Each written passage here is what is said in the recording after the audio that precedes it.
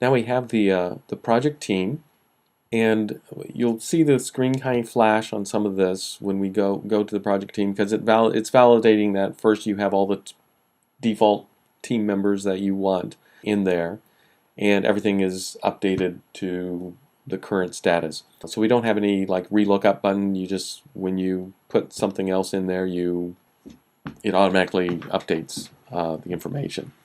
So here we have, so I'm going to go okay,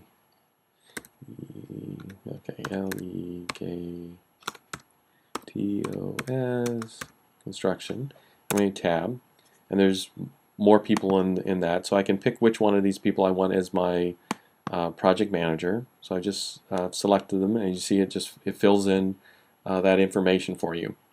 We have the little pencil edit here, so if we wanted to see, let's say, the client here, so I can click on the little pencil, and it takes me to the contacts record.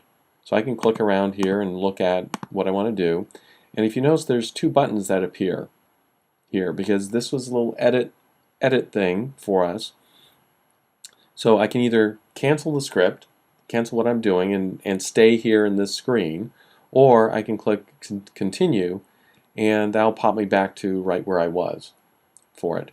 So you'll see that in other places that we have this little edit thing where we can click on that, and now we can see, all their information. We can look at, okay, who else is part of this company type thing, and again, we can just stay here or just click the continue to come back. And I think if we just hit our enter key,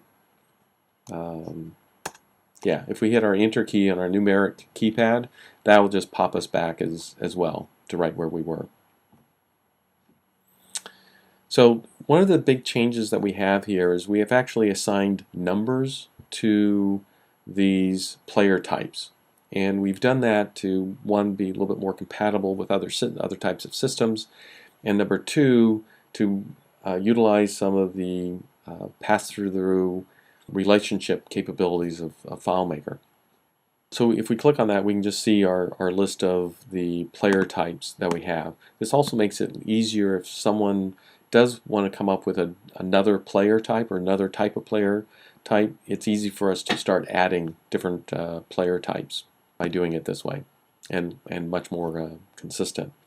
We've also gave check boxes to indicate that this is the primary contact and whether they're active, or by unchecking it they become inactive.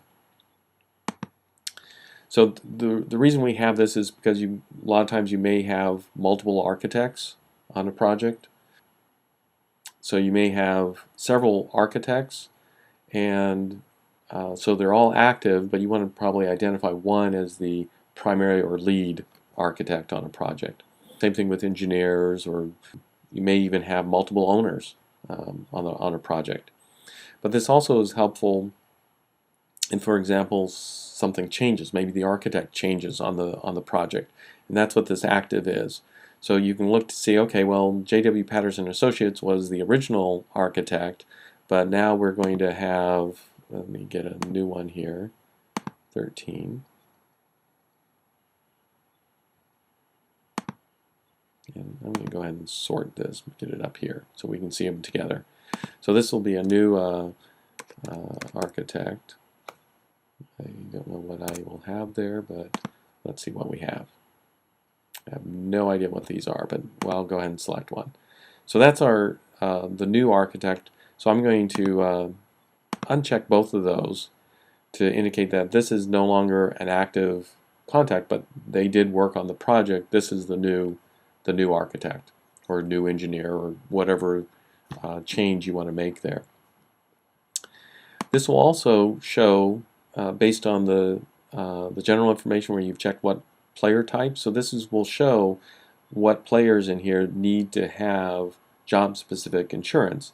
And of course we have the dates that we can put to it, when we requested it and when we actually received it, and creates needed letters. So if you need a letter to be sent out, we can just click that button and it's going to produce a log that is for this. And the last tab is just simply our default. So these are all the 23 different player types that we have.